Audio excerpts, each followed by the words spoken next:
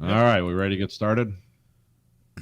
All right, I am We are recording. live. You're listening to Yes, we are. You're listening Go. to the Verhoeven Effect podcast. I'm Colin. And We I'm have another Nathan. very special episode. We watched The Book of Henry from 2017. For our sins. Um, so the reason it came up to me is that there's this director, Colin Trevorrow, who directed this movie. He probably most first famous thing was he did a movie called Safety Not Guaranteed, which was about like a post in a classified section of a newspaper, and they could have just made it into a movie about Yeah, it's yeah, about yeah. time travel, Or right? I'm not sure if that I haven't watched the movie. I just know the idea of it. It's like is this guy crazy or is this true? And I never watched the movie to find out. Anyways, he got to go direct the I remember the Red Letter Media guys always pick up on like some guy directs like an indie like movie or a horror movie, and then they pick them up for to direct like their new like like remakes or like new series they're coming out with, so that they're not hiring a director that has an ego that's just like, do what we tell you. Indie director, do Yeah, you want this money or not? Yeah, be yeah. happy to be Exactly. here. um so he directed the Jurassic World. He was like a producer and writer for the second one, like Fallen Kingdom, which I never saw, and there's the new one that came out. He directed that one. Um, but he was somewhere in between. He was supposed to direct Episode 9, which became Rise of Skywalker, and he was going to do it, and it was called Duel of Fates. Um, and I Okay. saw um, concept art for it. It was just like all this cool, weird, violent imagery. Like they had Oh yeah, yeah. I remember you sent like me they had that like a link to rebel that. Yeah. soldier and some guillotine with a lightsaber on. uh, you have like ghosts. You have ghost Luke Skywalker like stopping a lightsaber with his hand, his ghost hand. um, you had like just was it General Hux or whatever? He like committed seppuku with a lightsaber. Just through all this really dark imagery and stuff like that. It's like whatever this movie was 1,000 times better than what Rise of Skywalker became. So, um, and I read an article, it was an opinion article because it was also talking about Colin Trevorrow, and they said that this movie that we watched, The Book of Henry, got him kicked off the Star Wars movie, but that was so bad. But they don't have any reference. That was so it just sounded like a rumor thing, like it's a convenient rumor as to why he got kicked off of Star Wars. Okay. Because I don't imagine this movie cost a lot, and it seemed like you could sweep this under the rug and give him a Star Wars movie. So that didn't make a lot of sense to me. So. Yeah, I'd never heard of it before you told me. I think it's like $11 million with promotional costs, which means they Yeah, didn't promote it at yeah. all. So I think it made 4 million of that back. So I was looking up his Internet Movie Database stuff, and so I saw a Book of Henry there, and I was like, "What's this?" And like the cover looks like I remember like those movies in the 90s where it's like radio flyer. It's like we're gonna make a hang glider and take Goose to Canada or whatever. That's what this movie looks like on the outset. And then the Yeah, like yes, yes. Little Man Tate was another one that came to mind. And so you Yeah, watch the trailer, and that's what you think this is. And then the end of the trailer is like, we gotta kill our neighbor, and Naomi Watts has a sniper rifle in like a tree fort, and she's about to. yeah, it's like a night vision scope and a suppressor. It's like what these people commandos in their free And I was time? like, I have no idea if this is good, but we gotta watch whatever the hell this is. Yeah, whatever this is could be interesting. um, so yeah, directed by Colin Trevorrow. It's written by Greg Hurwitz, who I looked his stuff up, and he's kind of known for this. He's known for a lot of thriller series, but his big one's called the Orphan X series. Which I don't know if you're familiar with it or not at all. No, I'm not. Basically, it kind of seems like Jason Bourne. That's what people keep comparing it to, but it's like it was like sometime whenever the government took this like really smart kid and was going to make an assassin out of him, and then the project closed, and then like as he grew up, he still had like all the skills and apparently all the like resources of the program, and like just became a like a secret assassin in the background, but he's like trying to help people in trouble or something like that.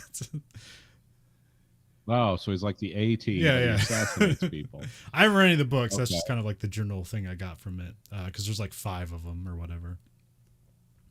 And he does like some children's book or young adult books, and then comics and stuff like that. He he graduated from Harvard, and then he got like his master's at Trinity College, which is like a subsect of Oxford or something. Okay. In like Yeah. Shakespeare theology or something like that. Those Wikipedia page is weird because it points out that he like one of his teachers was Jordan Peterson, and I was like, he was influenced by him. It's like, oh, is he just insert religion and everything and take too much drugs? Yeah. But yeah, I don't know. You read you look at the customer reviews on Amazon. It's kind of like all over the place because like the standard reviews where it's like they just give a rating. Like all his stuff is like 4.5 to 5 stars, but when you read the actual customer stuff, it's a lot of like 1s and 5s. So it's either they loved it or they hate it. Yeah. Although almost all the reviews are terrible. It's like they seem to hate it for arbitrary reasons and didn't finish the book, and it's like 1 star. It's like I'd be fair, but that's not a good review. Yeah. I mean, tell me why you hated it in detail. Because you're actually hating it so much now I want to read it because it's so good. I just like this book, 1 star. It's like, okay, well, that's why I don't write books for review on Amazon, or I don't write books. That's why I don't write reviews because they always ask me. It's Yeah, like, you yeah. should write, they always do that. And it's like, yeah, this would get way too involved, and I'd reveal the plot. And there was some lady that seemed like she wanted to like it, but she didn't like all the action scenes. So Okay. Yeah, I mean, I can get that. So, because like we read it, it's like, oh, this guy has like this gun, and he's doing this thing that might, because we know what he's talking about, that might be interesting. And then her, it's just a bunch of gobbledygook. So, yeah. I don't know. Maybe she has a bunch of guns. Maybe she's into. I didn't like the technical inaccuracy. It's the other way. She wasn't accurate enough for her. That kind of gun cost $3,000 and equipment. She didn't withdraw nearly enough from the ATM. And also, he co-wrote a movie called Sweet Girl, which is like a Netflix movie with Jason Momoa, and it looks like a revenge film where like his wife died because of big pharma, and him and his daughter are like have to like fight like big pharma like secret. Oh, well, I remember this. It had a cool twist. It was a cool movie, actually. A lot of people hated it, but I kind of liked it for the because twist. I watched the trailer and I was like, it didn't look good, but I could see like I could see like this guy's writings where it's like in writing the stuff seems like interesting, but then like when someone gets a hold of it and puts it to film, it becomes way over the top and overly dramatic. But I'm not going to say it's a great movie. I will say like it gets to the point that the fighting and the desperate scenarios that the character finds themselves in, it's like, okay, come on, can we get on with it? You know what I'm talking about when it goes on for too long? Like it's not like John Wick or something like action like that where it builds the ridiculousness on top of the ridiculousness. It's like you're never like, oh, come on, get it over with because it's something even crazier the next scene. This movie was like kind of a lot of the same action, but even crazier. But then you find out like, oh wow, there's a huge twist, which was like sort of clever. Didn't see it coming. But yeah, I'm not going to ruin it. But yeah, it's kind of like the best parts of the Matrix, but without the science fiction and the end of Fight Club. It's sort of like, but it all comes in there all at once at the end. You're like, huh? Okay. Yeah, and also Jason Momoa is just fun. So you would say Sweet Girl is much better than Book of Henry. Oh yeah, I enjoyed Sweet Girl. I mean, it was not good for other reasons I could name, but it's like it wasn't like, oh, I'm just writing a parallel story to this movie because there's no way I can just straight up interpret this movie and just not say, well, this sucked. Leave that 1-star review. I hated it. Goodbye. So I had to like do my own. Like, oh, is there a subtext? There's got to be a subtext here. But then I find out this screenplay for this movie has been optioned for over 20 years. and has continuously been rewritten throughout those 20 years. So it's like, oh, this is why the movie just takes this jarring turn, because it's like, yeah, this guy's just constant. It's like if Stephen King never got The Stand published and just rewrote it for 45 years. It's like, oh, this is a weird and messed up story. It's like, yeah, because it was never released as a thing until 20 years later. It became something totally You're talking about different. Sweet Girl there? So Okay, I'm talking about this movie. Yeah, Sweet Girl. I don't know when that was optioned. I just remember one of the when I was like dredging through the internet to find out how this movie got made. I found out a lot of facts about it, and one of them was like, yeah, this guy wrote the script when he was like 22, and then just kept reworking it and trying. Well, to I mean, sell that it. makes sense because like, even though there are cell phones, there's just like there's a lot of other technology too. Like there's like it's almost because like you have tape players and stuff like that. And it's like, why are they using this? It's like, Yeah. And they're using Apple earbuds to listen to them. It's like, how is that working? I know it's the ones with the wire, but it's like, yeah, that's like, maybe, I don't know, maybe it'll work. Who knows? But I just kind of wrote that off to like the anachronistic hobbies of like this kid has for like steampunk costumes and Rube Goldberg machines. It's like, yeah, sure, he'd use a micro cassette recorder from the 80s, because it's like, why wouldn't he? It's not digital. It can't be traced. You know, you got to assume that, you know, there was something. But anyway, go ahead and just explain. Well, it stars Naomi Watts, Jaden The Ring. Jaden Martell, and Jacob Tremblay. I think Jaden Martell, that's the titular Henry, I believe. And he was in another movie we probably got to watch because called Midnight Special. He was before that. Have you seen that movie? Oh yeah, I've seen that. That's pretty cool. I've actually. only kind of a tight little science fiction type film, but it's sort of. Okay, I haven't seen it, but I've seen the end of it, and I was like, "Wait, what the fuck is this movie?" Yeah. You got to watch the whole movie. It's, again, not great, but great acting. So he's the weird kid in that. So. Yeah, I recognize him. I think he was playing an autistic kid then, but he's not really autistic. He's like the child of aliens or something. I don't know. Yeah, just watch it. It's a good movie. Yes, the I mean, when we were explaining, like, it's like there's this kid who's like a savant, and and he has a younger brother who isn't a savant. And his mother's just kind of aloof, but like she's fine. It seems like I don't know, like you compare it to Little Man Tate, where it's a sort of thing, but like Little Man Tate, I believe Jodie Foster, like she plays. Her character is like almost like mentally challenged compared to her son, who is a savant. Well, see, here's the thing, like the difference between this and Little Man Tate.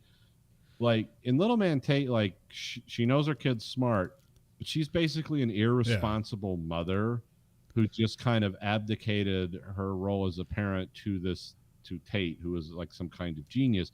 But she was kind of low caliber, blue collar, trash type lady in Little Man Tate. Whereas in this movie, like Naomi Watts, like, I don't know, we can get into the movie, but let me just say that they're fine. Like financially, like, okay, they live in the Hudson Valley in that house next to the chief of police.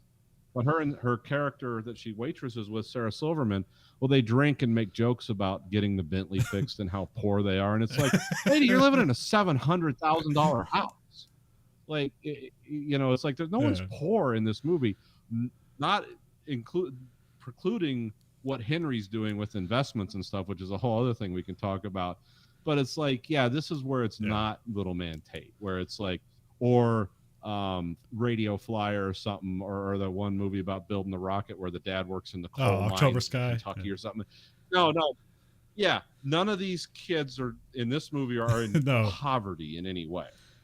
They don't have a dad, and we don't know what the deal is. Maybe the dad was super successful and the mom just cleaned him out in the divorce and got the house. We don't know, but these people are not. They're not overcoming a lot of like. Mom's got to sell her blood so we can have. But that is a common trope where it's like one of the kids are super smart, and the mother's kind of a wreck, but because it's a kid, there's only so much they can do to like lift their family up. All they can do is like leave the family for like better education. That's all they can do. Yeah, just leave the hillbillies behind and Like, I'll always think about you, Mom, but but I'll be distant and aloof in a tall building. So here that's kind of interesting, where it's like, oh, he used his power and he just like made it so that's probably his family doesn't have any problems, and so that's kind of fun. But yeah, and we start off, we have like the title sequence, which is like cutesy hand drawings with like upbeat music, like yeah. Stevie Nicks recorded a new song for this first time in and then you start 15 spotting years. stuff where there's like drawings that says like gun store and blind spots. You're like, wait a minute. And there's one that says plywood is only slightly thicker than the human skull. So if you know to look for it, there's weird stuff in the midst here, because they're not telling you directly. Because I think it's what would have been fascinating. Like what this movie should have been is an anti-movie. You should have went into this not knowing what this movie is. The trailer ruins it. And it doesn't end well anyways, but it would have been great to like, just like people say like, you got to see this movie. Like, what? It's some family movie. What do I care? And then like you get this and it's like, what? That was weird. Cause I remember like somebody always has a great idea for like, there should be like if they ever make a video game of the Predator, and there's been plenty, the game shouldn't be called The Predator. The game should be called like Drug Enforcement 5 or something, and then in the middle of you stopping the drug dealers in Colombia, the Predator starts killing the team, and then that's when you realize it's a Predator game. Yeah, that would be cool. Oh, I didn't see that coming. A good high quality first person shooter that then becomes exactly what the movie is like, oh, there's some kind of alien killing people with lasers and fist daggers, and it's like, this is cool. So that's what this movie needed to be to save it, and it's not. They tell you right up front in the trailer what this movie's gonna be. But yeah, don't watch the trailer before you watch. I mean, don't listen to this podcast if you're gonna watch this movie. Because, and then we get away from the credits, and so we have Henry and his little brother. I think it's Peter. They're waiting for the school bus, and there seems to be like people don't like his little brother. I don't know, like some kid gets like his face pushed into a sandwich, and then like Henry kind of like takes him aside or something. I don't know. Or do they all get kicked off? I'm probably thinking of a different. I'm probably thinking of something else. No, Henry's like the counselor, but none of the kids mess with Henry really, because they know he's really smart and they're kind of afraid of him. But they mess with his brother, which is like, okay, if you're afraid of the bully, mess with his sibling. He won't mess with you then. We also have Henry does like the voiceover. Yes. And like we have kids delivering speeches about the legacies they want to leave, and so they have some other kids just kind of doing dumb stuff that's like on the top of their head, and then Henry gives this like cryptic but hopeful speech. This is where I start to fall in love with this movie and my parallel retelling of it, because the kid who actually wrote something and did the work, even though he's not as smart as Henry, he wanted to be the best dodgeball player in the world, which is something that would be normal for a kid that age. And this kid seemed a little, he was kind of played off a little dumb, but he sat up and wrote the speech. And then Henry gives up and gives some off-the-wall speech that like, oh, is this like youth fight club? Like, reject greed and materialism. And dummy, dodgeball isn't even an Olympic sport. He doesn't say dummy, but he makes the kid look stupid. So Henry's immediately like an asshole. And he gives this speech, and then the teacher has an aside about, why aren't you in the gifted and talented program? And he gives some smart answer about it would be bad. I should develop within my peer cohort instead of being in a gifted thing, because it would alienate me more from people my own age. Or, he has some answer. This kid does like a great job with what he's given, and he's given total trash. He's given the most obvious. Let's talk about this speech he gives for a minute. Okay, let's talk about this, because it's very important to talk about this because of what happens in the next minute, literally. He gives a speech about it's not the number of zeros in our bank account, not what we leave behind. It's very boilerplate, like anti-materialist speech. Okay, we're waiting for Mom. We're doing like high dollar stock trades on a phone. It's like, oh, this is rejecting greed. This is why I say it's like the Fight Club inversion. It's like we're rejecting greed, but creating our own cult because it's good, because I'm doing it, because I'm Henry. Because I think the thesis of this movie really is that Henry's a psychopath. And I'll follow up with that too. I got a whole bunch of shit written here. But I do believe ultimately he's not just, it's not just duality. Yeah. He is a psychopath. he is a bad seed, but he has But to he, hide that by well, he does try to do good through the operations that are given to him, and then it's when he believes that all the sort of government things you can do to help somebody are no longer feasible, well, then he has to go to his own methods, and his own methods are just final solutions. yeah. Yeah, it's like, I mean, he wants well, again, my whole thing here is he's a psychopath. So, I mean, you could say like maybe in the book or in the movie or whatever he wants good, but ultimately the way he's willing to achieve that good is through like the most violent, destructive acts you can commit. And we don't necessarily know that the bad people are bad because we're never shown anything. It's all implied. We don't see it. I mean, of course, if it's actually what they say it is, they're not going to show that. But no one has bruises. That people just act a little sad. It's like, well, what is that? Is that giving an out to everyone in the movie? Like, oh, we didn't see it. We're not bad adults. Or is Henry just manipulating their expectations because, you know, he wants to get revenge against this guy? Or are the other kids equally sad and she just doesn't stand out enough to be a problem? It's school. Yeah. Everyone hates school. Yeah. No one likes it here. But yeah, Henry's trading stocks on a payphone. Yeah, there's a fun little like trivia thing where it's like he's using like quarters and stuff like that, and they said they haven't used that for like years for trading. Like, and payphones don't exist anymore anyway, so it's like yeah, more anachronisms. Yeah, so the brothers get picked up by their mom, Susan Carpenter, played by Naomi Watts, who, like, I like her and stuff, so she's totally fine here. She's just given. I just like her from The Ring. I always associate her with The Ring, no matter what. I like her in Mulholland Drive too. Yeah. And they drive an old Volvo, and it works fine. And there's like, I forget the thing they say. There's always this like, it's. Mom, you need to get a new car, and it's like, but they sing in a chorus. There's nothing wrong with the old one. And if you like Click and Clack, the Tappet Brothers, NPR, this is a reference from 10 years ago. That's literally one of the best cars ever made, what she's driving. That engine will drive for 500,000 miles with minimal maintenance. So it's like, there is nothing wrong with the old car. But that also could be a thing. There also, I mean, she doesn't, I mean, we'll get to it later, but she doesn't handle the finances. So it could be a thing where she wants to appear to be poor. Like, that could be her thing. Yeah. Oh, that is a thing with her, because she too is a deceiving person. As we reviewed earlier, her and Sarah Silverman joke, or Sheila is the character's name. They joke about how poor they are and how broke they are and how they can't get the Bentley fixed or all that. But I think I mentioned this already. And they drink about their rotten lives, in a $500,000 home. But they get home, and then Henry's working in his like super tree fort. I think it's a tree fort. He's working on his Rube Goldberg device. Yeah. And then it's the treehouse is super elaborate. I like that the door on it is just like a refrigerator door, and so it's got the shelves on the inside, so they have stuff in the shelves, and it was probably built by Henry, so with just stuff laying around. So and Henry doesn't have a dad that we ever hear about, so he must be like Jesus or something. Yeah, we cut to like inside. It's Susan's playing Gears of War, and then Henry's doing the budget because every day he's got to do the budget because he doesn't trust his mom to do it.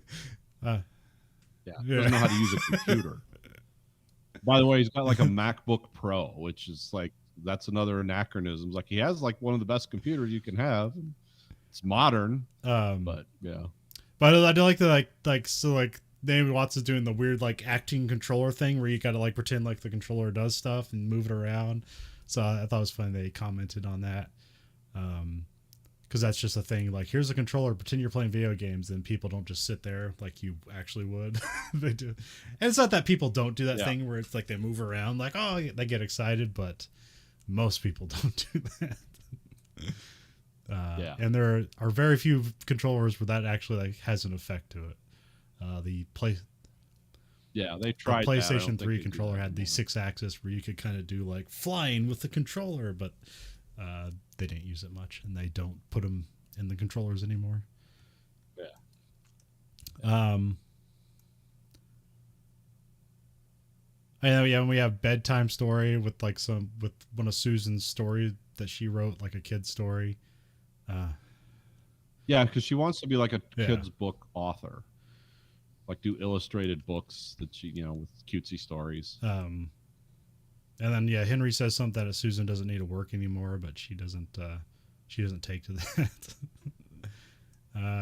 Yeah. Then we have Glenn, the next door neighbor, is introduced, and then this one's Played by Dean Norris, who looks annoyed the whole time in the movie. Like, why am I here? So this is the next day. So and then Susan has some connection with the girl next door, Christina, because they have like this like fist bump thing that they do. I'm not sure if they're arguing about the leaves here or not, or if they're just okay. Yeah, it's when you're introduced to him. Mr. Sickleman. And this is where the seed is planted, where Henry wants to kill him, because he's saying stuff to my mom about the leaves again. I've got to cut the leaves for him to die. This is not what happens in the movie. Yeah. This is just my fanfic. The darker movie that this should have been. Well, it was dark, but just in the wrong ways. It was. I guess we'll get to it. Some ways I feel like you should have went all the way rather than what they did.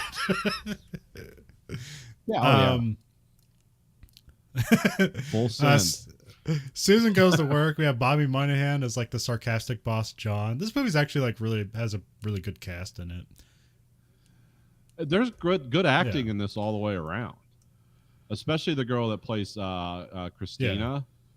Like at the end of the movie, she does a great job just emoting through dance, which is like am I watching Donnie Darko now? What is this? This is like shifted around so much. This is also we introduced Sarah Silverman as a fellow waitress. That's her friend, her only friend. And then like the boss is talking about like, we can just make that direct deposit. And Susan says like, I'll have to ask Henry. And he's like, you have to ask your 11-year-old son about direct deposit. Yeah. And she's like, he's almost 12. Which, to be fair, I had to have my wife set that up because I fucked up. It was, that's fine. And then I do like to say that next time we're at school, we have Henry winning a game of checkers against an adult, so it's not him playing like 8 different people in chess to show that he's a genius. So I did like that. So because that's but it's like been done 1,000 times. Like the wise child had the strategy made as the pieces were set out. He just like, I got to wrap this up. Here you go. Click, click, click, click. You're done. Which kind of makes it sound like he could have done that at any time, but he only did it because the time was up. Which hey, that's probably a theme. Well, much like Hannibal Lecter, he is in charge of the event. But I mean, we already show him that he's like trading stocks, so we already know he's the smartest person in this movie. So, and he's doing the books at home. If Henry talks to Christina at recess, she doesn't seem happy, and then Henry has to rescue his brother from some bully. And then they get home and like I don't think their mom's home yet, and Henry builds some weird contraption to make it seem like he's setting up some like mountain climbing scene. He has like some like goggles on, and he's like pretending to like climb on the floor with plungers, and there's like fake snow confetti being flown around. Yeah, he's like paper being blown through a fan, and he's got like goggles and like a World War I flyers, which that's in the poster. That's what he's wearing. And the poster's like drawn up like a cartoon, almost like Indiana Jones or whatever, like that kind of like aesthetic to the poster of this movie. If you want to be further confused of what this movie is. Yeah, if you want to, don't expect any explanation. So that makes his brother laugh. So he's okay with some sort of like wound on his head. Susan gets home with Sheila, and then like Henry and her and Sheila have like a combative relationship. That's kind of funny. It's funny to watch Sarah Silverman just do dialogue, because I know what kind of comedian she's in. It's like, oh, is she gonna just lace into this kid? It's like, oh no, she's not Sarah Silverman. She's a waitress, so she's not gonna like, you know, Yeah. how she does. It's like, that was interesting Yeah. and fun. She can act. She's been in some other. But like she intentionally calls him like Harry or something like that rather than his name. That makes him mad, and then he like insults her, and that's the relationship. Yeah. And then Sheila and Susan get drunk, which the kids are worried about.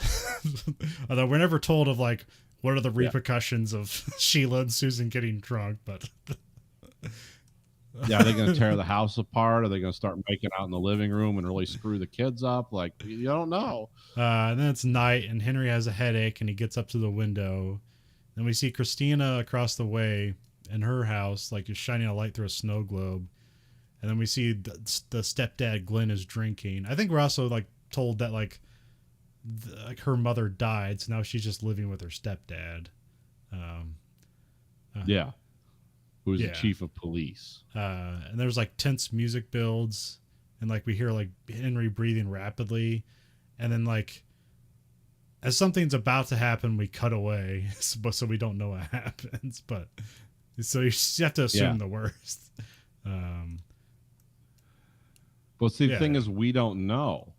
And based on the evil that we know Henry is, it's like Mr. Sickleman could have been coming in and reading Bible quotes to it. Because I mean, we know what's supposed to be going on, but it's like, who does that in front of an open window? Like, it's. And does anyone have a camera in this universe? Because they always talk about, we got to go to child services. You need conclusive evidence. How about you hang a camera in the window? It's like, here you go. Here's your evidence. Never happens. Just like a lot of logical fallacies in this movie. Not the smartest kid in the world. You know, reaching through space and time to foment an assassination. It's like, oh yeah, but nobody thought to like get a Polaroid. You know. It's like, okay. So I have that being the end of Act 1, because now we know the plot is like something's happening to Christina and Henry has to stop it. And so we have Act 2. It's morning, breakfast time. Henry seems tired and he's like worried. They go to school, but Christina comes with them to go to school. And Henry keeps asking if she's okay, and then she has like soft responses. So yeah, I'm okay, or whatever. And then Christina refuses a donut, and that's like the last straw for Henry. And he leaves class without explanation and bursts into the principal's office.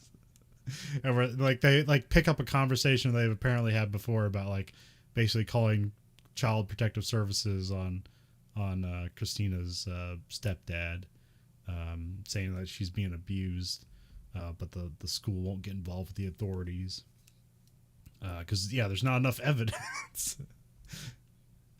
Yeah, again, nobody. We don't have one of those devices, you know, where it like projects an image onto film or digitally stores it. Like, we're not there yet. And this is also like more of like this whole conversation. Henry has more embarrassingly dialogue where it's like, yeah, it's like we're proving how smart Henry is because he talks like an adult, but it's like, yeah, but he talks like a condescending adult, and like also like the dialogue is so convolutedly written that this actor is trying his hardest to say it like normally, and it's like impossible because people don't talk like this. Yeah, it's like he's trying to make Pig Latin sound like French or something. It's like nobody has a conversation like that, especially no matter how smart the 11-year-old is with the principal of a school. He would just call his mom and be like, get him home. And don't come back until you don't like curse at me walking into the room. I don't care what your GPA is. You know, it never works out. It's Glenn is a police commissioner, and like thus everyone's hesitant to like press the issue. And then Henry says he'll handle it without the help of the principal. We cut to like the mom's late to pick up the kids. And so they go looking for Sheila. And she's hung over in her backyard. I forget what she's talking about. Like, I think she has kids too, but we never see her kids. So this seems to be like when she's drinking, it's like she's getting away from her kids or something. Then they go shopping at the grocery store. And then Peter keeps putting like sugary stuff in the cart, and Henry just like puts it back. Although he didn't put it back where it's supposed to go. He just like throws it up in the aisle. So now we know Henry's. That's because he's a working man. He doesn't care if somebody else has to like reorganize those shelves because of what he's done. It's important. My family, my Aryan family doesn't have sugar. While they're checking out, there's like some guys like beating his girlfriend or just kind of like shoving her up against like the wall. Yeah. And then like Henry like kind of wants to do something about, and Susan's like tells him not to interfere because like it's not their business and they'd only make it worse. Which is true and false at the same time. It's a weird thing.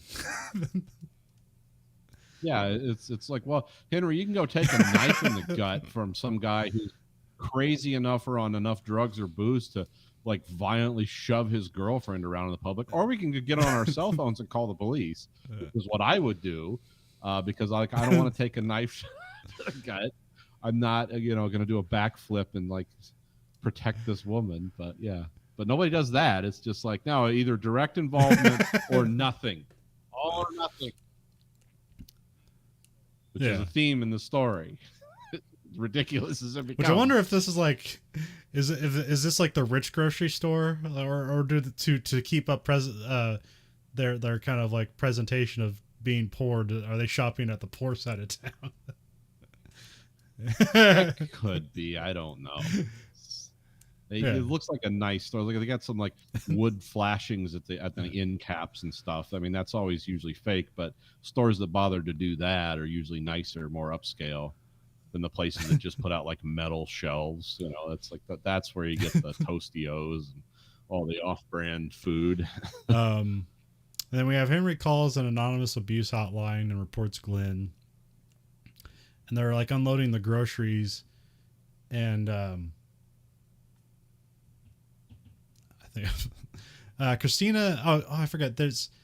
I forgot this part because it doesn't make any sense. Henry has a bunch of medals from doing stuff, from winning a bunch of stuff, and he doesn't care about it because accolades from these, plebeians or however you call it, are mean nothing to him.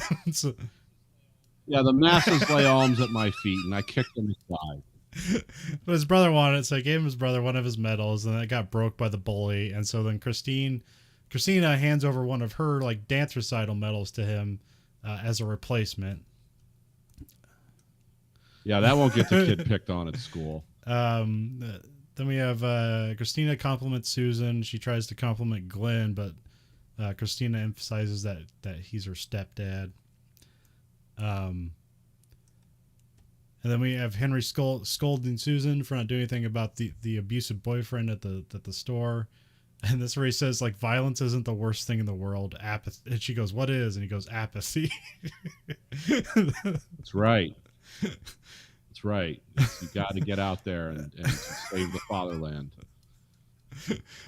And then some guy in a suit shows up at Glenn's house, and he's probably responding to the abuse report. And he also shakes Glenn's hand, so it's like, oh, they know each other.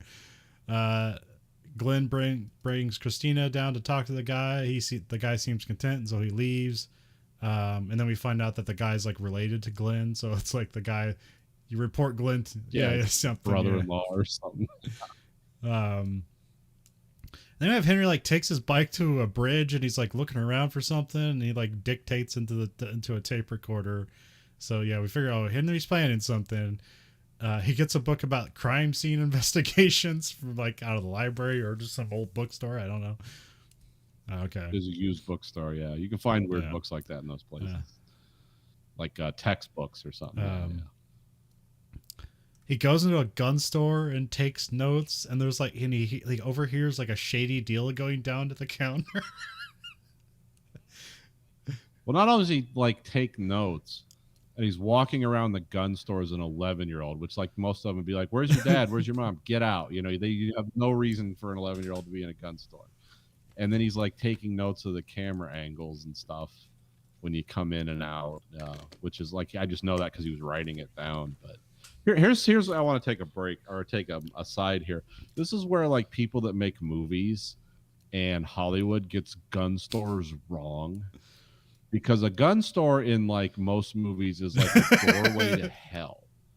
It's like you can go in there and, in this case, they're not like, oh, let me flip the counter over there and there's fully automatic weapons and hand grenades and stuff. It's like, it's not that crazy. But he basically oversees a conversation where someone says, I want to buy a gun. Here's the cash, no paperwork. And he's like, I can't do that. And then it's like, what would Dominic say about that? So I assume Dominic's the local mobster or whatever. So this guy's going to sell a gun, a serialized gun out of inventory just for cash and I guess report it lost or whatever. It's like, if you know anything about how gun stores and gun sales, especially small gun stores where this guy's not like I'm assuming he's not an arms dealer. It's like, yeah, you wouldn't do that because if enough of those come up missing and your books don't balance, you're going to prison for a long time. That's how the real world works with that. But it's like in movies, it's like gun stores. It's like, do you want a rocket propelled grenade also, or maybe an anti-tank missile? It's like, it's so ridiculous and contrived that even though they're buying normal weapons that anyone could buy, it's like, you just got to say the right word, and this guy's just going to take cash and risk like 25 years in prison. Yeah, this is like we're bribing the dock workers for some stuff to fall off the truck. This is like we're bribing somebody committing a felony. Yeah, who's definitely going to use it to commit other felonies. But yeah, that's just kind of a weird, like, people. I know a lot of people that own gun stores, or know some people that do, and I've dealt with them, and they're generally like, you might not like our hobby, but it's like they're generally law-abiding people. They have to be because they'd go to prison otherwise. There's not like a or B option. Like, I'm going to be a good car salesman or a bad car salesman. No, there's pretty strict, hard laws you got to follow. And selling giving a gun a guy a gun randomly for cash is like, well, that's one of the worst things you could do. It happens. Yeah, see, the thing is, I don't know the other side. I don't know what you do or how you find and what you do with an illegal arms merchant either. I've never met those people, so I don't know. Yeah. No, I haven't met them. I don't have enough money. If I ever get millions of dollars, I might meet one. I like weird things. It's like, yeah, of course I want a Dylan Mark 12 on my roof. Why wouldn't? But yeah, it doesn't seem like you need an illegal arms merchant in America. No, there's plenty. You can just buy them legally if you're planning something. Now, if you're a felon already, then yeah, maybe you need to buy some hot guns. But it's like, this makes it look like, anyone could do this with the right code words at any gun store in the United States. It's like, no. It's not how it works. But that's how. But Hollywood also thinks you can buy fully automatic weapons at gun stores. It's like in the Terminator. Give me the Uzi, and it's like, those are all like highly illegal and banned. You can't just go buy them, but it looks cool. I believe as a felon you can own a gun, but it has to be like a black powder pistol is like the. Yeah, it's got to be something you load through the breech with like a plug, or it's not something you can do the North Hollywood shootout with. But yeah. You can do what some people think the real Second Amendment is like, you can have like the breech loading brown Besses from the Revolutionary War. That's what the founding fathers meant. That's what some people think the Second Amendment should like in there. It's like, you can have like the Revolutionary War guns. It's like, you ever seen what the bayonets on those do to people, by the way? Because it took 2 minutes to load it. So their primary way of killing was the huge shank of steel they had on the end of it, because you weren't just reloading it and tap, tap, tap, tap, tap. No, you got to It's a spear always and a gun sometimes. Yeah. And by the way, not to get too deep, but for anyone who's interested, when we fought the Revolutionary War, those were the best weapons in the world available. You could fight the most powerful empire in the world with breech loading guns back then. So actually, if you want to follow that logic about what the Second Amendment is, it's like, my house should look like someplace in the Ukraine where I got like Javelin missiles on the wall and all that, because it's like, well, technically it's to, fight your government if it becomes tyrannical. But now we just got banned from YouTube. So anyway. Oh yeah, no, then it ends with Henry having another headache, so it's like, that's a problem. Yep, I knew it was coming. That's another problem I have with this movie. As much as it tries to be mercurial and like, a twist, it's like, you see in the trailer where, because in the trailer is at some point the mother's getting the messages through a tape recorder, and it's like okay, one, either Henry's dead, or two, he's trying to oust himself out of responsibility by leaving these things behind, where he's not like I'm not responsible for it. Which that wouldn't, I mean, that'd be interesting, but wouldn't really make a lot of sense. But I mean, nothing does in this movie, so. Yeah. I mean, when the headache started, I thought, oh, he's going to be out of action, like in a coma, or somehow like mom has to finally step up and be mom and go assassinate the chief of police. Not, oh, well, yeah, the other option where it's like, oh, no, he's not here anymore. Henry gets home and makes his mom stop playing video games. Don't we all wish our kids would stop making us play video games? I mean, it's another thing in there, like their flip relationship, where it's like, oh, he's not like, I mean, there's a weird thing where you can make it look like he's basically the man of the house, and there's some weird Oedipal things you could, but really he's like the father to his mother. Yeah, he's regulating her free time, disapproving about things like sugar and alcoholism, which, I mean, kids, those aren't good traits to have as a parent. Susan puts the kids to bed and she sings the new Stevie Nicks song on a new ukulele. Yep. Which is cool. It shows she has skills. And then Peter wakes up screaming, and then we see Henry is having a seizure. Then we cut to the hospital. Henry's awake. We have Lee Pace as the neurosurgeon. Yeah, Brother Day comes in and is like, and then Henry tells him like, oh, it's one of those tumors, and he names off a bunch because he's like, the doctor's treating him as like a really small child, and then basically he's like, no, we're of equal intelligence, sir. And he just in his. Yeah, it's a glioblastoma. Yeah, he's apparently just read medical books in his free time. So yeah, whatever. he's the genius. So.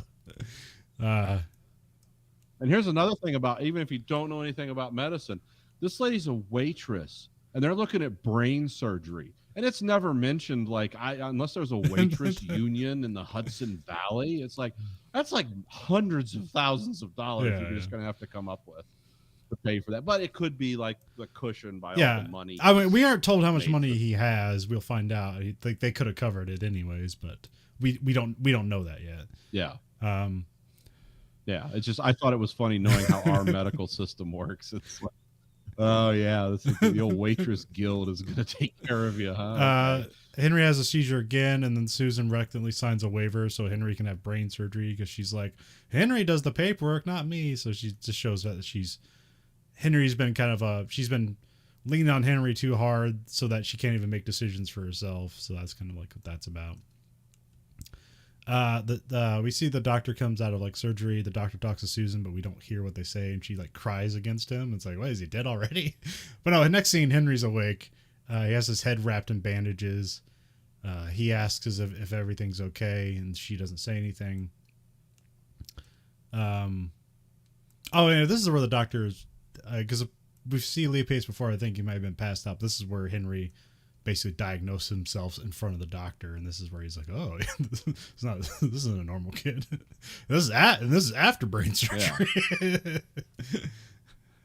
Yeah, it's like, we need to save his brain.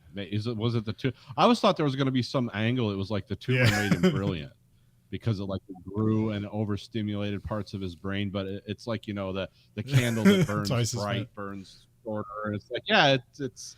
We learned that from Blade Runner. It's like, you don't live as long, but you get to be a genius. But that they take the tumor out, and then Henry's just kind of like more mentally disabled, and it's extra sad. Yeah, the dodgeball kid hits him in the face with a dodgeball. There, who's in charge now? Credits. It's like, oh wow, that's a dark story.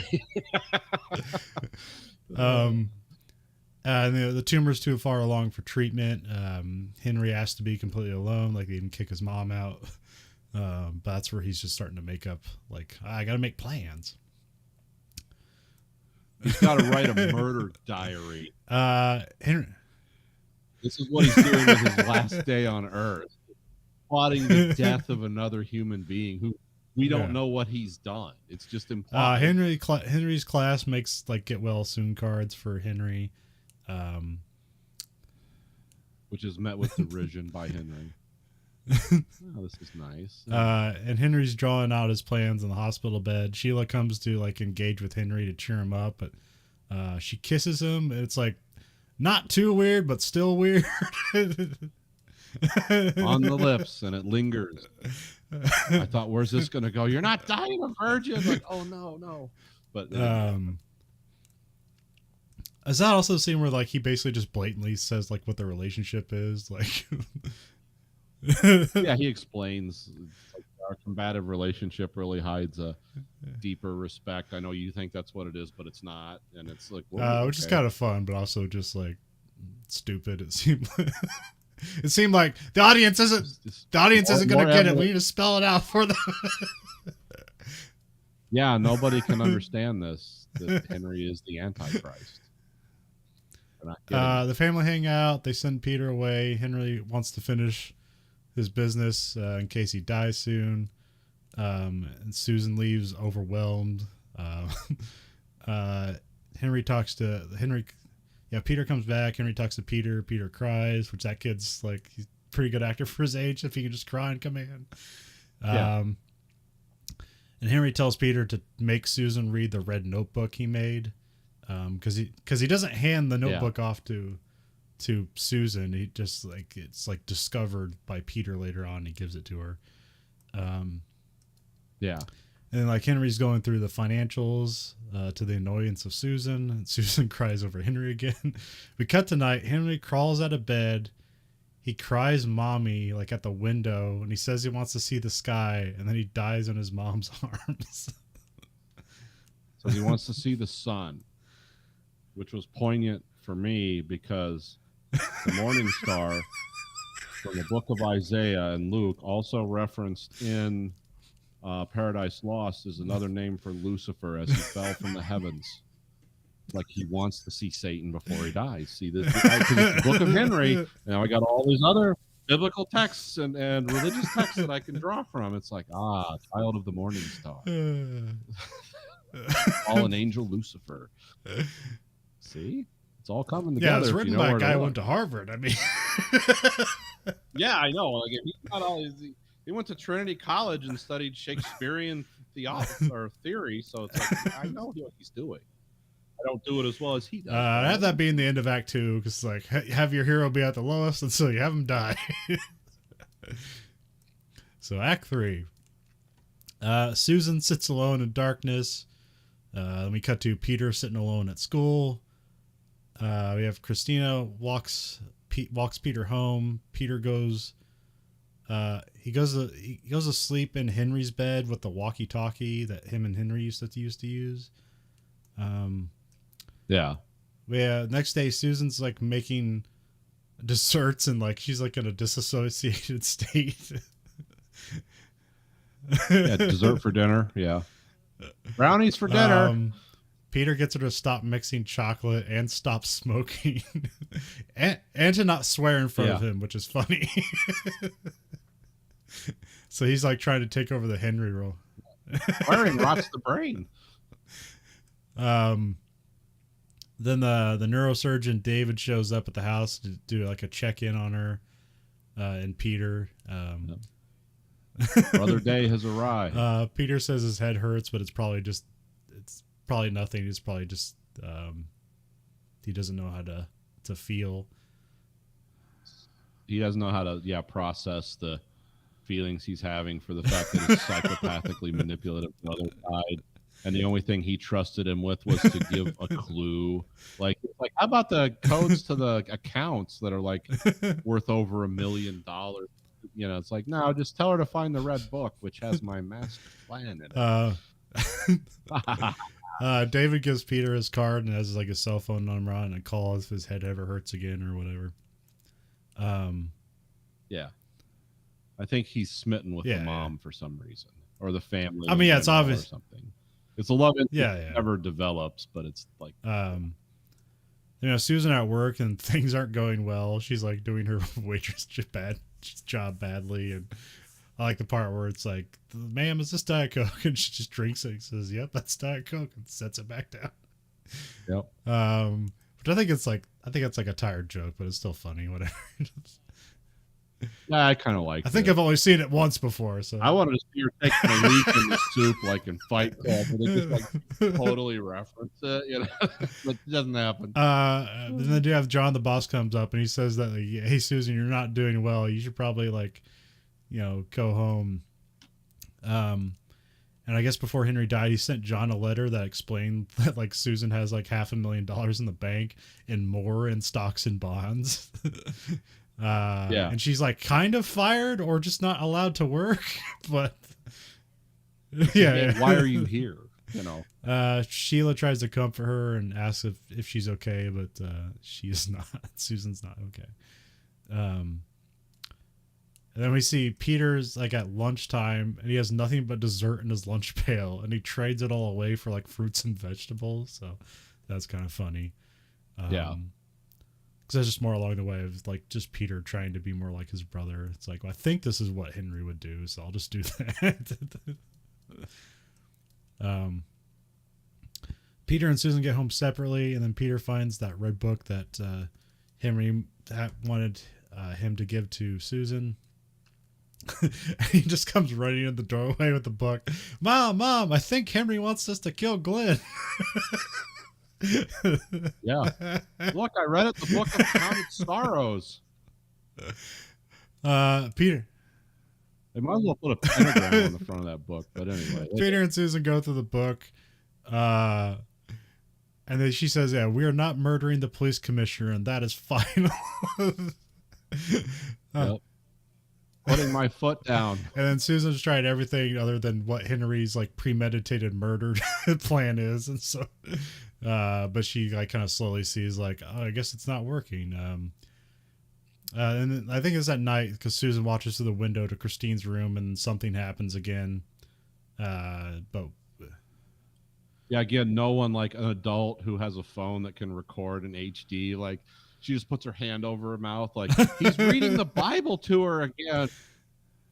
He's like, they pan over and he's like, the power of Christ compels you. Like he's trying to introduce the daughter into Christianity, and all these smart atheists are like, no, this is the worst thing ever. She calls Glenn and like stalls, saying like that she's gonna get the leaves, and he's like, okay, so presumably she might stop whatever he was doing, but yeah, that's gonna take the wind out of his sails. Oh, phone call. Well, I guess there's gonna be no bizarre gross sex in this house tonight.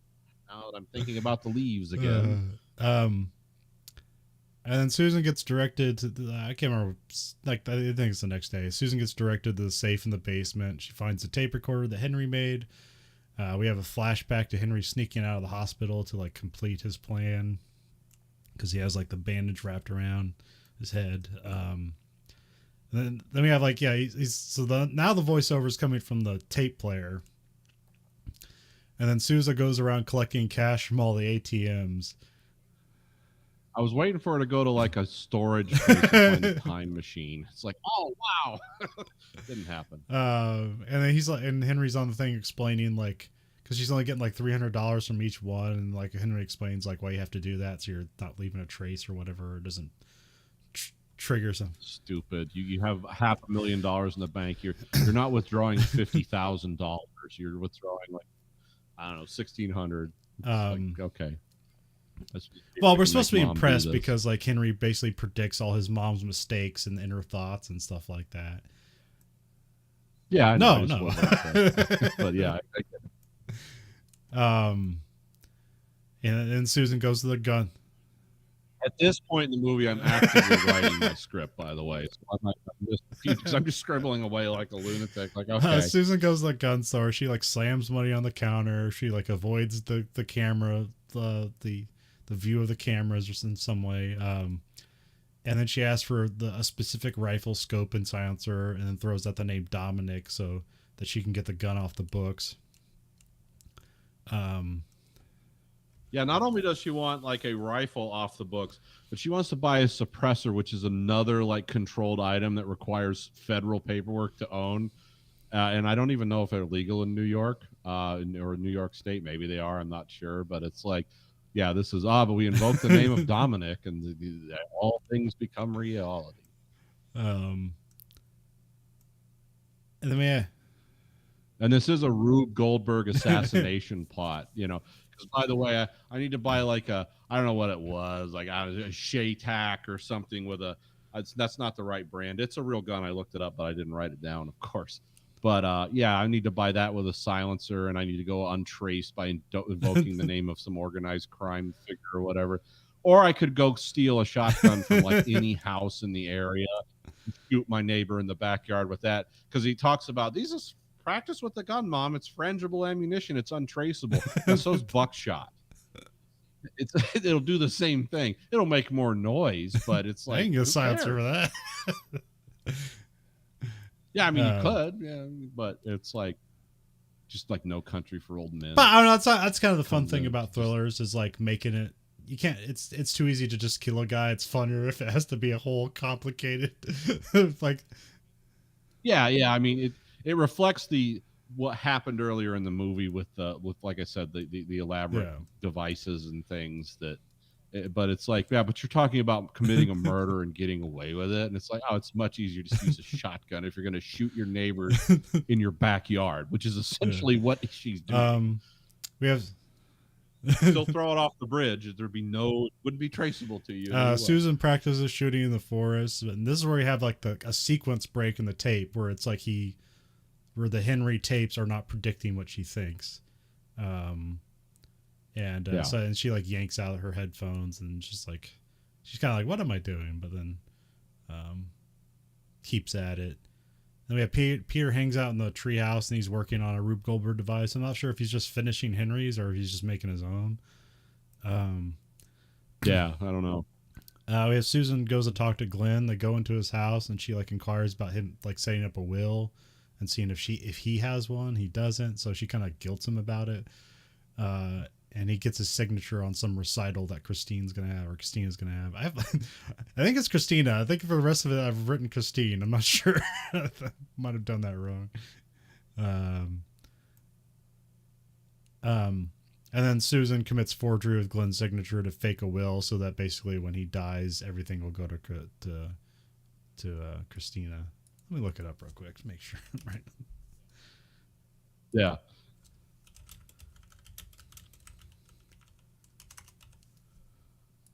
But yeah, it was a lot of No, not the Book of Boba Fett. Yeah, what about that? That's weird. I typed the entire title in and it recommends the Book of Boba Fett before that. It's probably more well known and highly regarded. Yeah, it's Christina. Okay, so I just wrote it wrong. Henry bought a new car, just like, yeah, off camera, which is going to be equally as problematic of buying a rifle illegally. So I don't know how he did that, but whatever, cash is king. Yeah. But yeah. Oh, they won't take cash for cars, even used cars. I've tried it. They're like, oh, what's this? It's like, it's money to buy the car. It's got to come through a bank. I mean, I guess. Like, okay.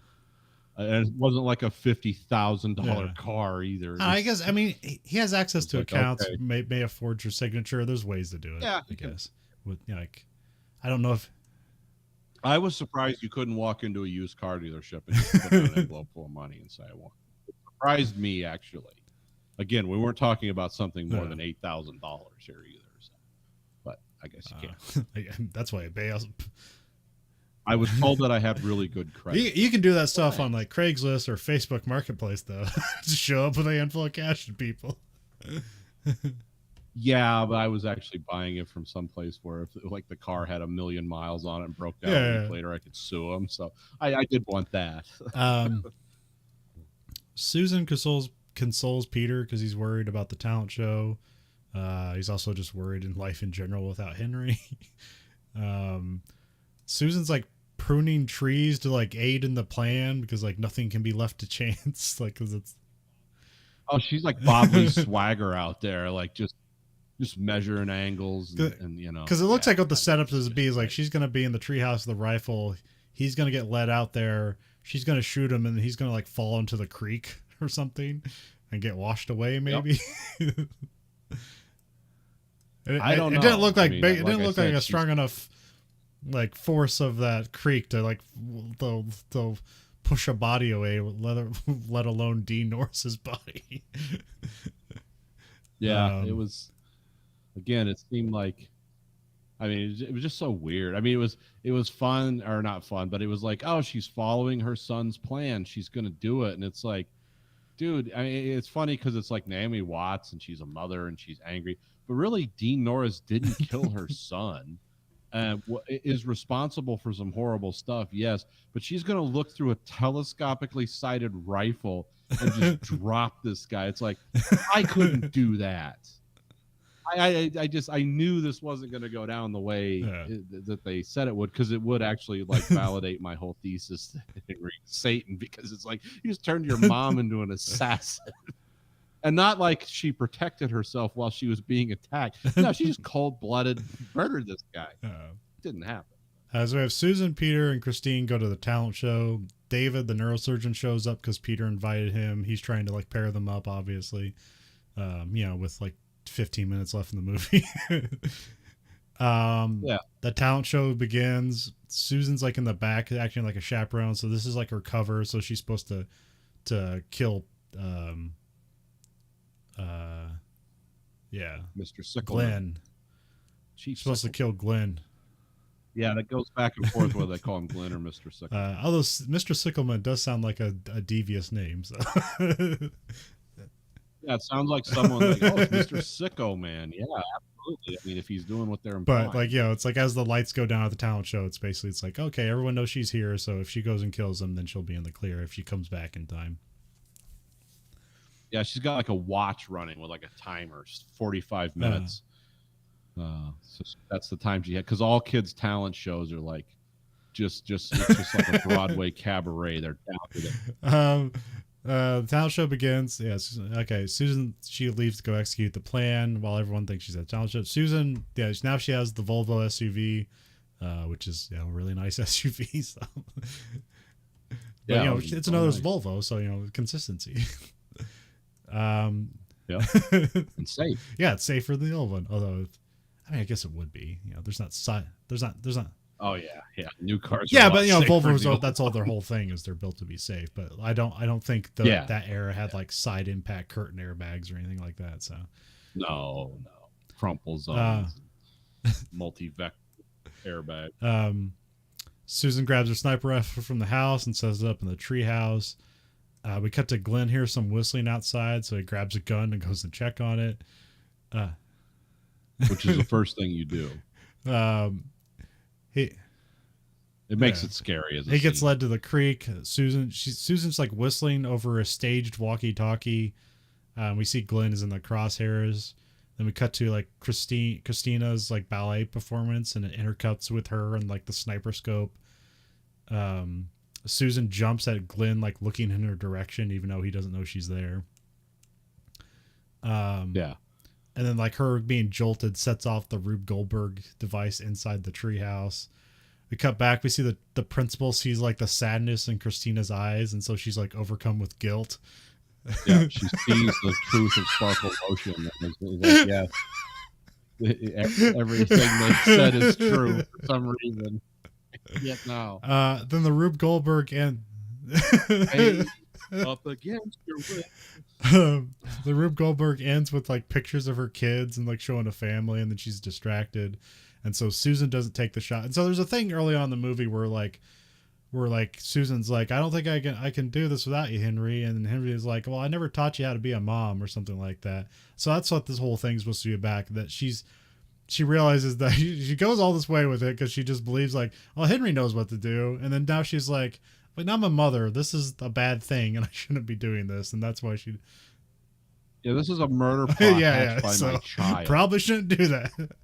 We could have skipped all these steps with a camera, but here we are in the woods, looking through a sniper scope. Yeah, a night vision sniper. This is America now. So she leaves the treehouse and confronts Glenn. She has the sniper rifle, but she like sets it to the side. And then she basically kind of states, might have been a good bad choice. I don't know, because if she walked out with that big gun, you might just shoot her. Because Like, why do you have He is a sniper cop. rifle? Yeah, he is a cop. And she like kind of states out loud about like his abuse to Christina. Susan takes a sniper rifle to the bridge and tosses it.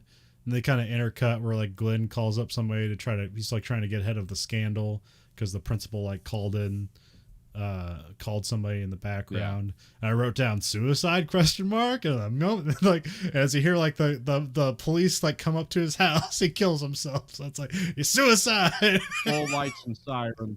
Yeah. And then we have.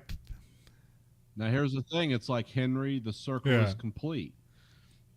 We just wanted to kill that guy because he was talking about leaves. Because we have from our perspective, we don't know what was going on. It's like, did he kill himself because he was actually doing that, or did he kill himself because there have been so many accusations that he wasn't doing it that now he's like, there's no way I'm getting out of this now. I'm just sticking a 357 in my mouth because I can't. There's too many things are against me now. I mean, in reality, he was a horrible. He was doing something bad. I'm glad he blew his brains out because he saved like a lot of taxpayer money prosecuting and storing him. We come back to the talent show. Peter does his magic trick and he makes it like fake snow in the building. And that's he must have some hint of Henry in him because like that snow looked like it was just shooting out of the box, but it's like coming down in the whole building, like front to back. Man, that kid he must have got one of those Dyson fans. Yeah, it was a bit more elaborated from what Henry did when he was trying to cheer him up previously. So, it was kind of an effect. Actually, the whole talent show scene with the girl dancing and the magic trick was good, like movie. Oh, that is weird. Before he does the magic trick, he says like, "I'm gonna bring Henry back," and everyone's like, "Oh God, what's he gonna do?" Yeah, you can see some of the people in the audience. Like, this is dark. And I was thinking to myself, there's no way Henry's Which I thought, like, man, if they do that we got a movie here. Oh, yeah. It's like the best thing from Evil Dead. Like, what are they doing? Because we don't know if Henry was cremated or buried. Maybe his brother went and got the body. And he's going to, like... Or Henry had some extra plan and they buried a different body and he's still alive. Oh, God. Yeah, oxygen bottle in the grave. Dig him up. But that doesn't happen. He's wearing somebody else's face as a disguise. It's like, whoa. Then Susan shows up after he does his trick and everyone's clapping for him and then he hugs Peter and the crowd claps. The cops show up at the school. Susan like kind of goes out to them and the principal tells Susan that Glenn killed himself and then Christina goes to hug Susan. Cut to we have a Henry voiceover and Glenn's forged will gives like Susan custody of Christina, which is that's I guess that's the best outcome, but it's also completely ridiculous. It's like in Face Off where like they adopted like his enemy's like child as their own at the end of the movie. Yeah, it seemed a little like we're gonna have some Italian music playing at the end. Susan goes to work and she hugs Sheila for some reason. I don't know what that was about. Like that wasn't like a conclusion of any kind of relationship. We're still friends. No, it all worked out. We see Susan drawing. She throws the red book and tapes into the fire to get rid of the evidence, even though she didn't do anything. You better get rid of that evidence. And then, like, apparently Susan completed her book, and she reads the book to Christina and Peter, and she tucks him to bed. And there's the whole thing. Every time they tuck him in, they have this thing where she goes like, night light on or off, and then like the two brothers say opposite things, and then like door open or close, and they say the opposite things. And here, they're in unison, and they say they want the light on and the door closed, and that's the end of the movie. Yeah. And I'll say that I hated this movie. There was nothing wrong with the acting. Some of the scenes were effective.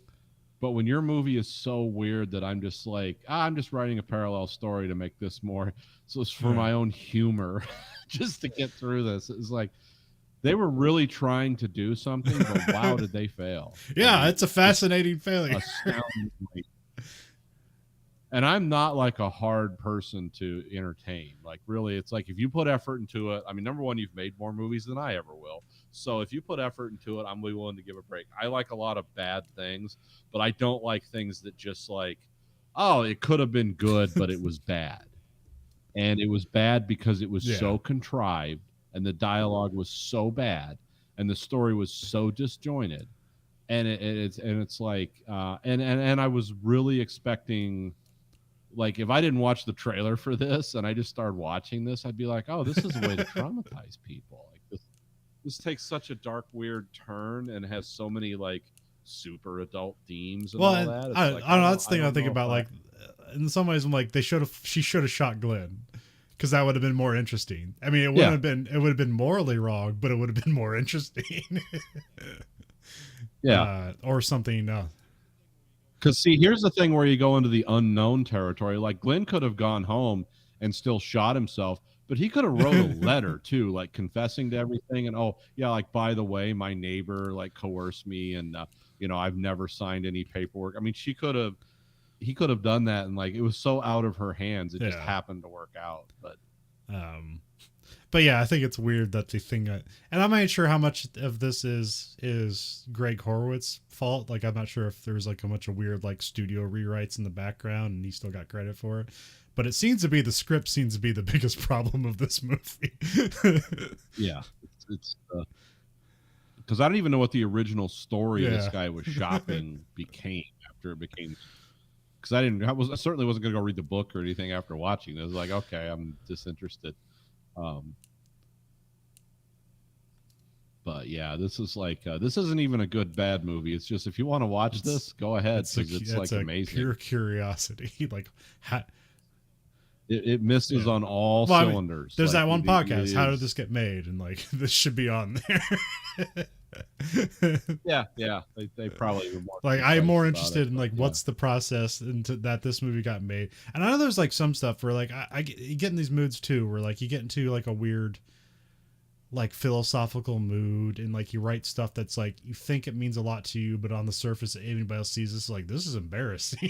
Like, this isn't fun. Like, I know it probably means a lot to you, but like, don't put this out there. Yeah, this lacks depth. It's like, in your mind, this thing's clicking along.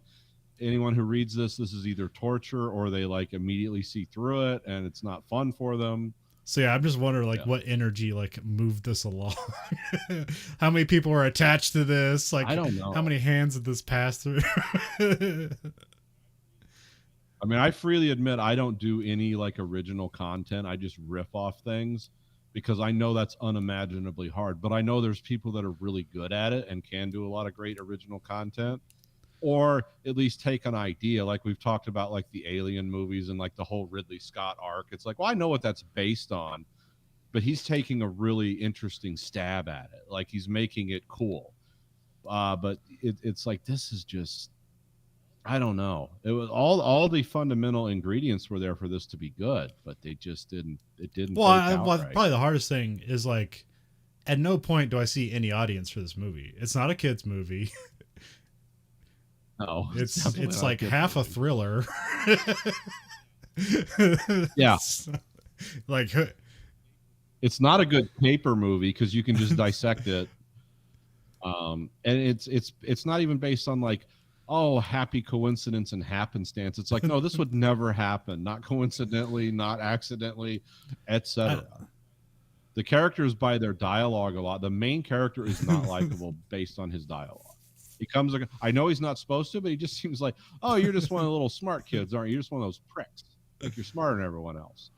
It's like, yo, you're not offering any insight in here. You just can't wait to flower over people and show them how intelligent you are. They didn't think that when they were writing this character. That's just what it comes across as. I mean, once again, the guy did go to Harvard. So. I don't know. Never been there. Maybe that's what people are like.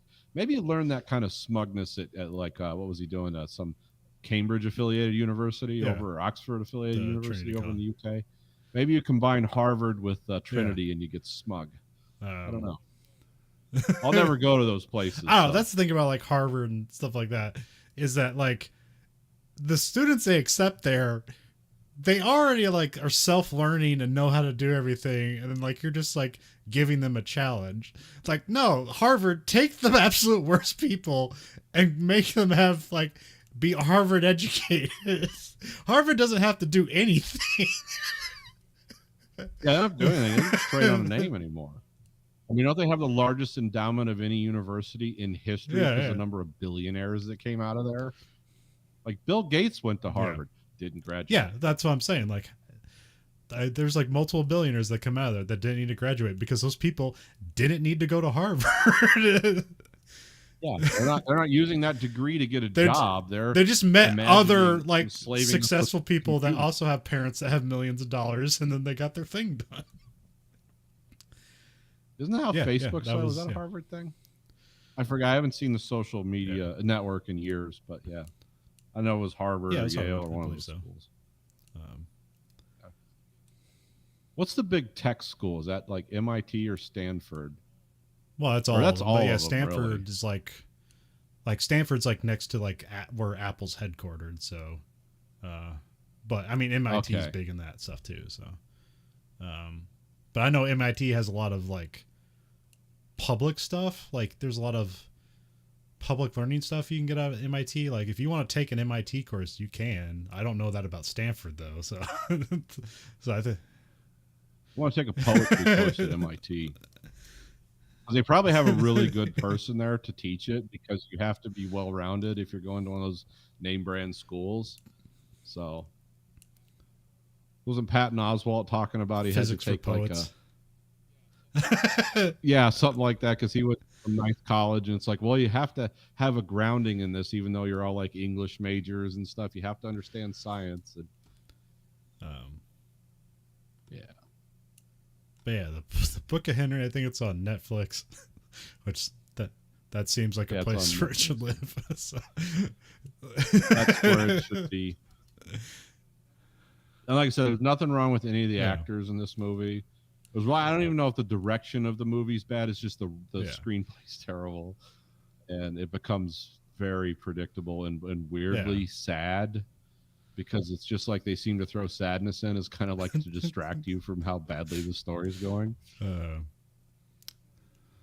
if you want to write your own Henry fan fiction during the movie about, how he's Hannibal Lecter or something, that makes it more. And I wonder if, because I know, I think this is around like 2014 or something, so it was a few years earlier, but there's that Netflix show called 13 Reasons Why, which is a similar thing where it's like a girl killed herself, but she leaves all these tapes behind. Basically make everybody feel guilty that why she killed herself. And it was I remember that. We got a note home from school it was about that. About kids are watching this. Be careful, your kid's going to kill. And I asked Grayson about it, and he's like, I don't watch that. I mean, it's compelling, but equally stupid. Like, as soon as you get done watching, you're like, why did I watch that? Yeah. It's like toilet paper. I think I need this now. Oh, now I'm done with it. Okay, don't need it anymore. So I'm wondering if like there was like somebody saw something similar there and they're like, there's money here. Cause I think like Universal put this out or something, but obviously they didn't believe in it. Cause like you said, like there was no promotional budget for this whatsoever. And I only just, it went to some film festivals. That was its and promotion. I only it didn't win either. It didn't get like the Palme d'Or at Cannes. I only found out about this just looking through Colin Trevorrow's Internet Movie Database, just the filmography. So I just completely happened upon this. So. Yep, never heard of the guy before you told me about this, and then you shipped me the artwork from the Dark Star Wars, which they probably should have done. With this guy, it's like, this is what they should have done. Yeah, he just finished the Jurassic Park trilogy, so I don't know what he's doing. I didn't hear good things about that either, but it probably makes money, so it's made $900 million. So he's no director's jail yet. It was $125 million budget too, so. But I don't know where they come up with those numbers for those blockbusters because it's like, well, did they just film this one off the last one and split the difference? I heard something like the new Gray Man movie that came out on Netflix was $25 million more expensive than the Dune movie. No, it's I like haven't watched it yet. Is that the one with yeah, it's like Gosling the in big it? Ryan action movie, Gosling. yeah. I haven't seen it. I've been waiting. Because I'm pretty sure I'll like it, even if it's stupid, because it looks like it has cool action. So I've just been saving it. So. Oh, okay. All right, we can watch it for next week. We can watch it for next week. What are we doing next week? We're doing we're doing Silent Running. Yeah, Silent Running. Yeah, which is a movie I like just for reasons. I can't tell you why. I always like that movie. Well, if you like what you heard, and how can it you can find us at anchor.fm/Verhoeven Effect, or you can go to verhoeveneffect.com. You can rate our podcast on whatever platform you're listening on. You can rate us whatever you want, but the only thing the algorithm listens to is the highest rating. And remember, you control the algorithm. The algorithm doesn't control you. That's a hard sentence to say. Remember, you control the algorithm. The algorithm does not control you. Yeah, see. Take the contractions. Yeah, out if I of it, do it's a my little game easier. show voice, then I can probably remember the algorithm doesn't control you. You control the algorithm. Yeah, just be crazy with it. Go nuts. Also at at verhoeveneffect.com, we have listener support. You can support this podcast at a monthly stipend of either 99 cents, $4.99, or $9.99. Find us at Twitter at Verhoeven Effect, Facebook at Verhoeven Effect, and you can find us on YouTube at American Greed Factory, or you can watch both that show and this show live and unedited.